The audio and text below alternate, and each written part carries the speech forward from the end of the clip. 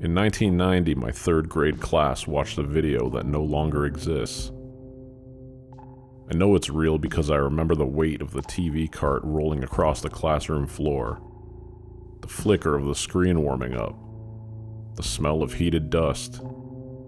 I remember the white VHS tape with blue marker on the label. Listening, grade 3. It began like any other educational tape. Bright blue background, soft instrumental music, clean white letters explaining how important listening was. Children smiling at their teacher, nodding politely, paying attention. Then the music thinned out. The shots lingered too long. The camera focused on one boy sitting perfectly still at his desk. He wasn't blinking, he wasn't fidgeting, he was just waiting. The narrator explained that sometimes listening meant hearing things others couldn't. The hum started then. Low and electrical, almost buried beneath the audio. The tape cut to a playground scene. Children frozen mid-laughter. One girl near the swing standing completely still while everything else remained paused. The camera zoomed in on her face. The hum grew louder. The messaging shifted.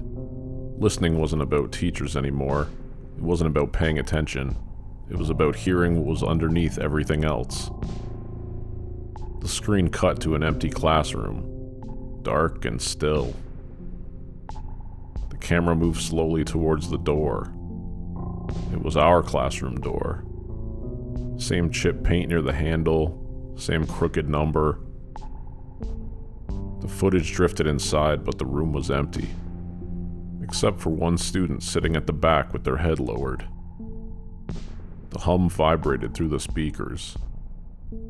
The student raised their head, and it was my face, but not quite right. Eyes too open, skin too pale, mouth slightly parted. The tape glitched briefly. When the picture returned, every desk in the classroom was filled. All of them were me, all of them staring directly into the camera. The screen went black, then the tape ejected itself. And somehow, everything felt normal again. The class resumed, the TV was rolled away. The day continued as if nothing unusual had happened. No one mentioned it.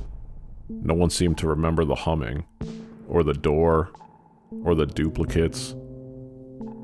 For years I convinced myself it was my imagination, until I began noticing the hum in quiet places. Empty rooms, underneath the sound of fluorescent lights, underneath my own breathing.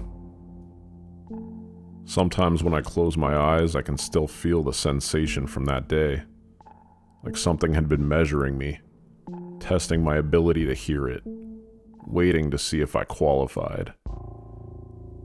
Recently, I requested my elementary school records, but there's a gap.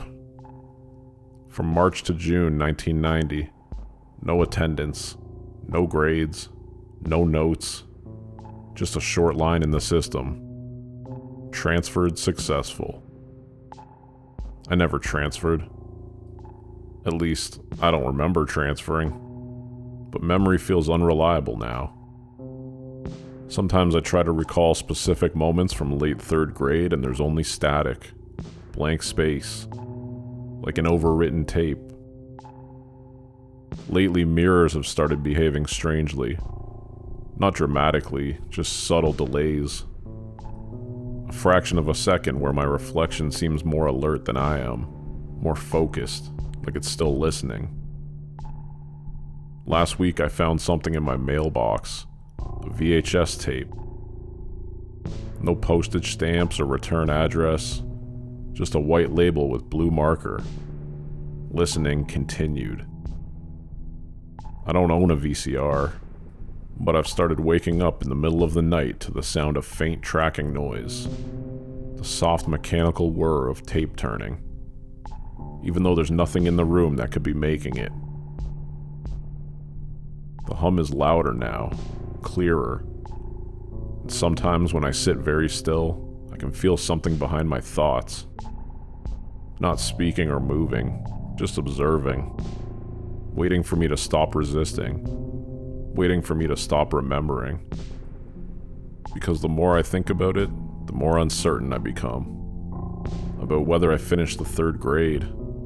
About whether I went home that day. About whether I was the one who walked out of that classroom. There's a part of me that feels like I'm still there. Still sitting at that desk perfectly still. And the version of me living this life, the one writing this, the one remembering, feels like the copy. I don't think the tape was teaching us how to listen. I think it was teaching something else how to become us. And I think it succeeded. The humming never stops now. It's steady. Content. Like it finished recording.